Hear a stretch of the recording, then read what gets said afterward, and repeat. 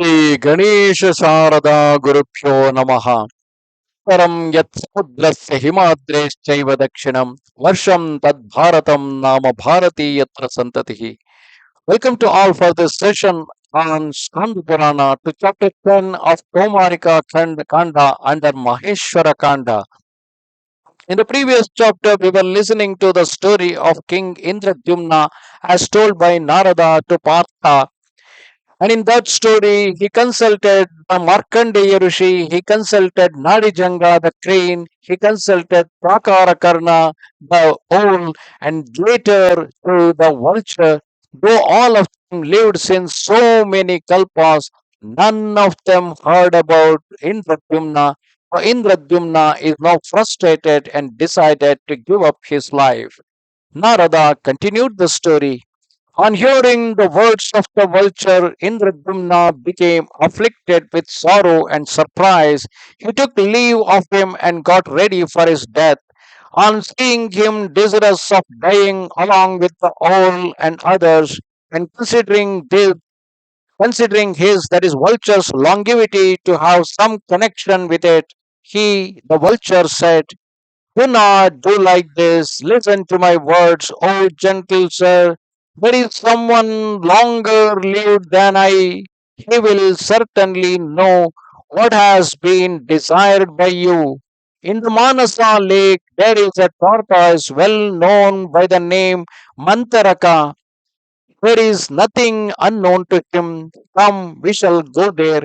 Thereupon the king, the sage, the vulture, and the crane, along with the owl, became delighted with a desire to see the tortoise. They started on their journey. Tortoise had settled himself on the bank of the lake. On seeing these from a distance, he became terrified, and so he went down under the water very quickly. The owl then laughingly said to him these words: "Why have you, O tortoise, vanished? Why have you turned your face away from your guests? Agni is the father of Brahmanas, Brahmana of the people of all the castes, the lover of women. The father is the seer of the sons, and the guest is the seer of all." Means father is actually the preceptor or the one who guides the son, whereas the woman is guided by her husband. Brahmana guides all the people across all the varnas. The guest is one who can guide anybody and everybody. Why have you become averse to all etiquettes regarding hospitality after achieving this great virtue? Why do you take on yourself the sin of everyone? Speak out, O tortoise, reply to this now. As if someone turned his face away from the guest, then he has to take all the sins of that guest and various others. So here he is questioning why the tortoise has turned his head away from the guest. The tortoise then said, "I am a long lived one. I know how to perform the good rite of hospitality. I know that honoring visitors has been laid down decisively in the sacred treatises. Let the great and important reason therefore thereof be heard. I shall tell it to you. In all these days I have never been averse to any guest. I have been performing the holy rite of honoring and welcoming all. Brahm, outside of this king Indradyumna, appears to be honest and simple minded, and who is the fifth among you. This king had been performing a yagna formerly in the city named Ruchaka. At that time, my back that the shell was burned by the sacrificial fire. The wound thereof has not yet been healed. So I have become afraid once again that he will burn me here on the earth by means of the power of distillation, that is, squeezing the soma juice.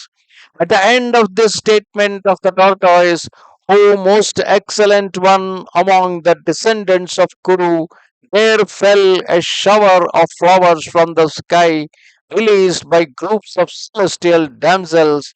When the fame of the king was revived, because there is someone at least at last, the Kurma, who knows about the King Indradumna, so because of that reason, his fame is been revived. Divine musical instruments were played.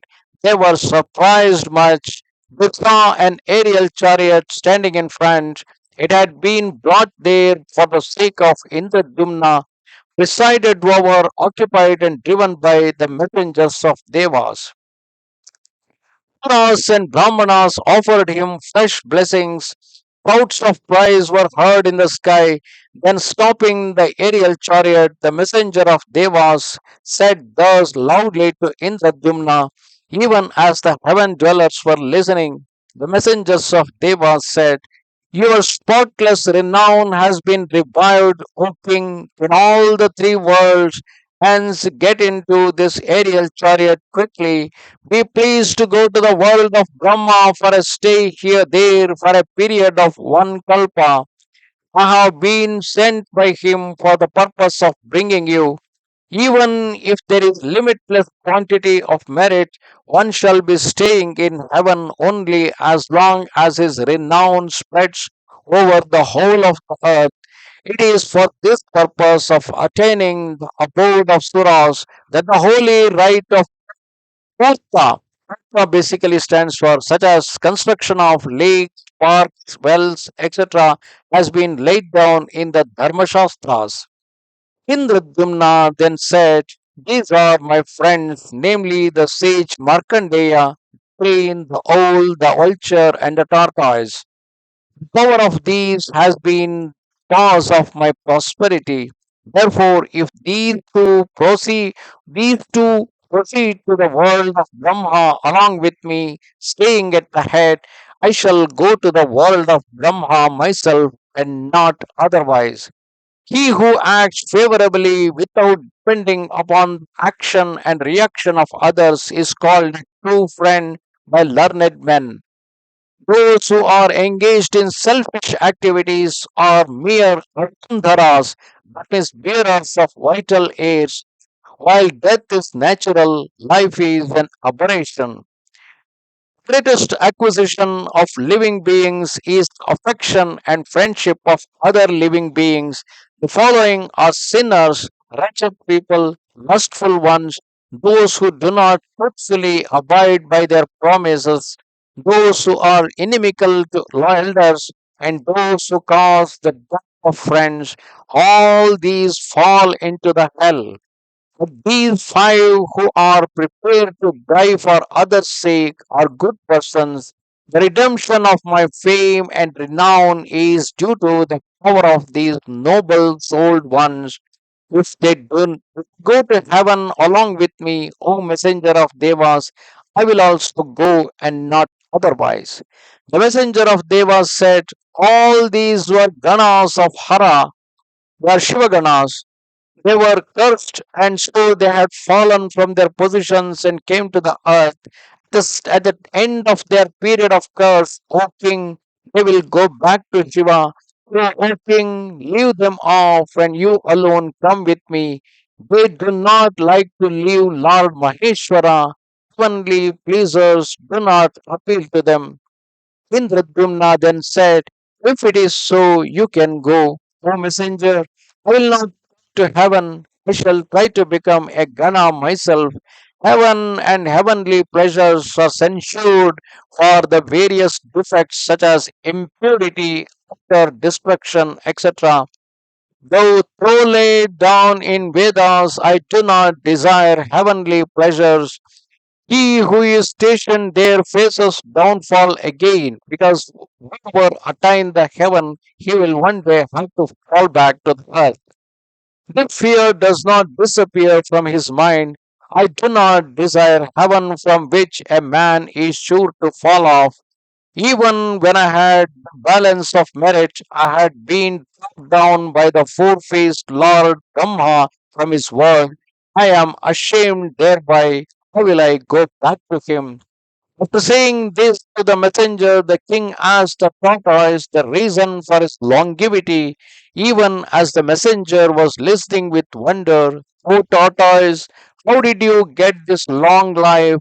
You are my friend and comrade. You are my preceptor by whom my renown has been was redeemed. The tortoise then said, listen, O king, to the divine story that destroys sins through the listening.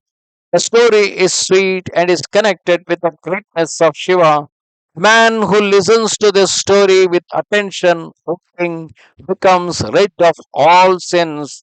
It is after attaining the favor of Shambhu that I gained this longevity and the birth as a tortoise.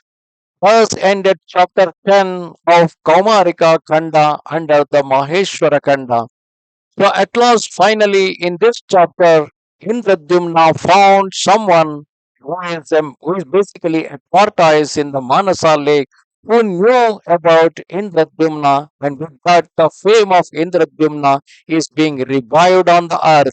And because of that reason, a heavenly aerial vehicle is sent to Indradyumna to get him back to the heaven. However, Indradyumna rejected that offer because anyway after some time, even if it is after one kalpa, he still have to fall back to the earth. Instead of that, he chose to become a Shivagana so that he could be there in the company of Shiva eternally. Namaste Sharada Devi Kashmira Puravasini Swamaham Prarthaye Nityam Vidyadanancha Dehime